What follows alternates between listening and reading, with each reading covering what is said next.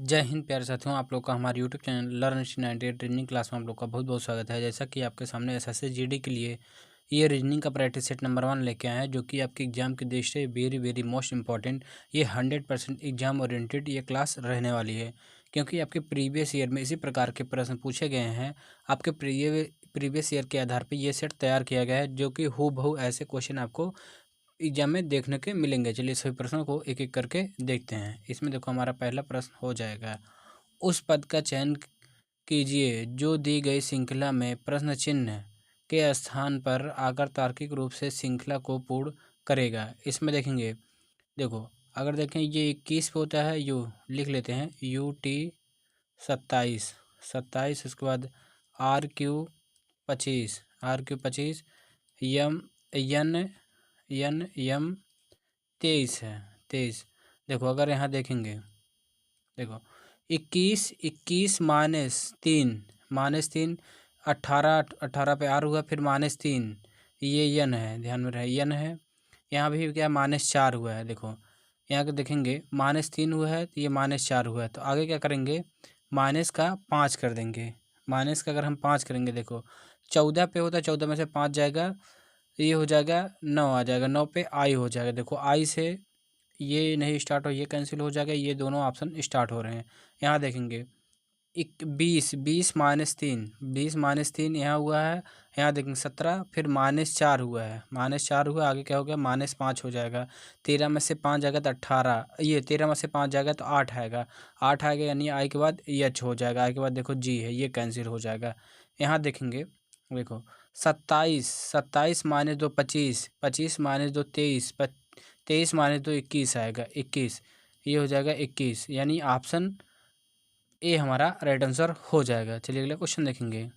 इसमें देखो है टाउन, देखो ये क्या है देखते हैं। टाउन बी डब्लू के पश्चिम में है। देखेंगे जो टाउन बी है ये डब्लू के क्या पश्चिम में। आगे देखो क्या बोला गया, टाउन एक्स है टाउन बी के पूरब में है। देखेंगे जो टाउन एक्स है टाउन बी के पूरब में है, यानी इस साइड में कुछ होगा।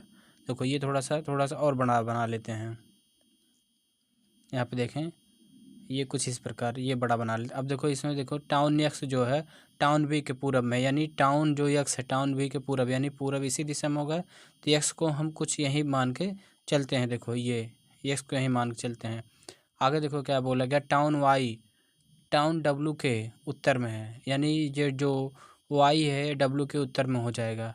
टाउन जेड टाउन एक्स के उत्तर में है, जो टाउन जेड है ये एक्स के उत्तर में हो जाएगा। देखेंगे टाउन जेड टाउन डब्लू के उत्तर पश्चिम है। देखो अगर देखेंगे इसके उत्तर पश्चिम में ये देखो है, ये उत्तर पश्चिम में है, तो आगे हमें बताना है टाउन डब्लू के सापेक्ष टाउन एक्स की स्थिति क्या है। देखो डब्लू के सापेक्ष एक्स की स्थिति क्या है, ये पश्चिम की तरफ है, पश्चिम की तरफ, यानी ऑप्शन सी हमारा राइट आंसर हो जाएगा। देखो इसमें है अनीस हर्ष का मित्र है।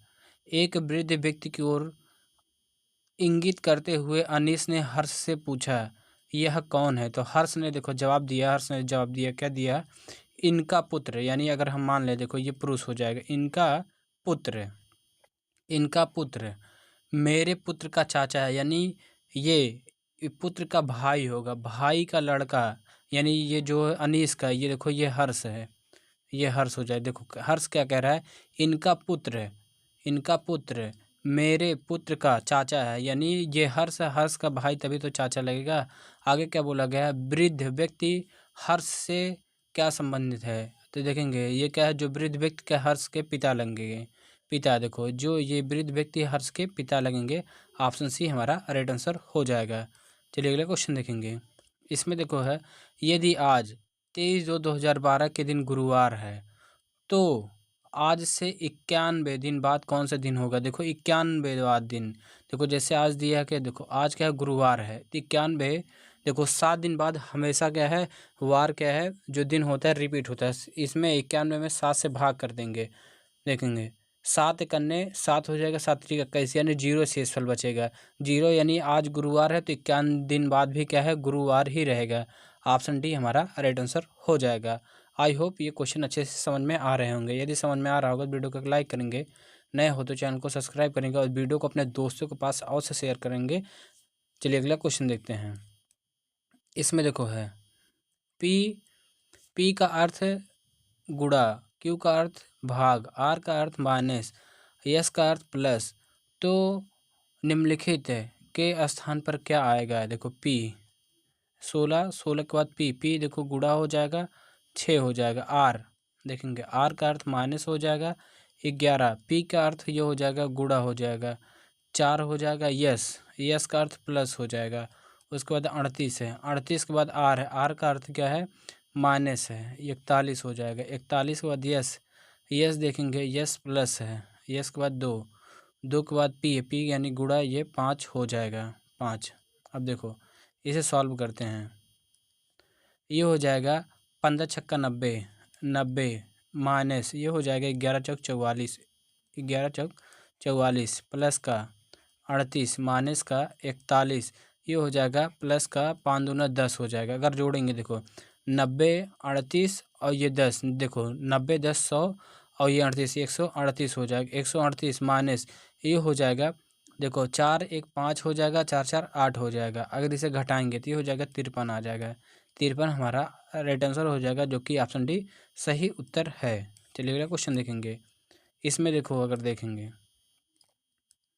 निम्नलिखित श्रृंखला के संदर्भ लीजिए और दिए गए प्रश्न का उत्तर दीजिए। देखो सभी संख्याएं केवल एक अंकीय संख्या है। इसमें देखो हमें ये क्या है? सभी संख्या एक अंकीय संख्या है। अब देखो इसमें बोला गया ऐसे कितने सम हैं, ऐसे कितने सम हैं जिनके प्रत्येक ठीक पहले विषम यानी ऑड हैं और बाद में एक सम है। सम देखो हमें क्या है? सम इसके पहले ऑड चाहिए। देखो सम देखो ये देखो सम है, इससे पहले एक ऑड है। देखेंगे सम इससे पहले एक ऑड है और ये केवल 2 ही है। देखो ये बना है और ये बना है, 2 बना है, यानी 2 हमारा राइट आंसर हो जाएगा, जो कि ऑप्शन बी सही उत्तर है। चलिए अगला क्वेश्चन देखेंगे। इसमें देखो हो जाएगा एक स्कूल, अगर देखेंगे इसमें देखो क्या कहा गया है। एक स्कूल पिकनिक के समूह में 2/7 भाग वयस्क थे, 2/7 भाग वयस्क थे और वयस्कों की तुलना बच्चों की संख्या 95 अधिक है। तो वहाँ बच्चों की मौजूद ये देखेंगे वहाँ कितने बच्चे मौजूद हैं। अगर देखेंगे वयस्क को लिखते हैं और ये बच्चे लिखते हैं। देखो ये बच्चे हो जाएंगे। देखो इसमें बोला गया वयस्क, देखो 9 में से देखो ये टोटल 9 है, 9 में से 2 तो खाली वयस्क हैं, तो 9 में से 2 जाएगा तो ये 7 हो जाएगा। अब इन बोला गया है बच्चे क्या हैं? अधिक हैं, यानी देखो इन दोनों का डिफरेंस 5 है और इसमें क्या है? ये इन दोनों का अधिक है, यानी ये हो जाएगा 95 हो जाएगा। काटेंगे तो 1 यूनिट के बाद 19 बचे 95 आ जाएगा। और इसमें पूछा गया 1 यूनिट के बाद 19 आया, हमें पूछा गया बच्चों यानी 7 यूनिट के मान 7 गुणे 19 हो जाएगा। ये हो जाएगा 7 ये 19 सत्ते 133 हो जाएगा। 19 सत्ते 133 यानी ऑप्शन बी हमारा राइट आंसर हो जाएगा। चलिएगा क्वेश्चन देखेंगे। इसमें देखो हो जाएगा जब इस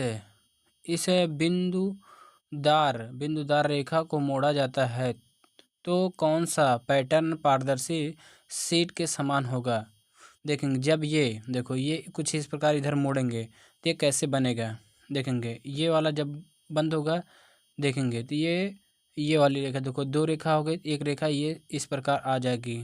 उसके बाद ये होगा यहाँ पे ये कुछ इस प्रकार बन जाएगा, यानी ऑप्शन में ए बन रहा है।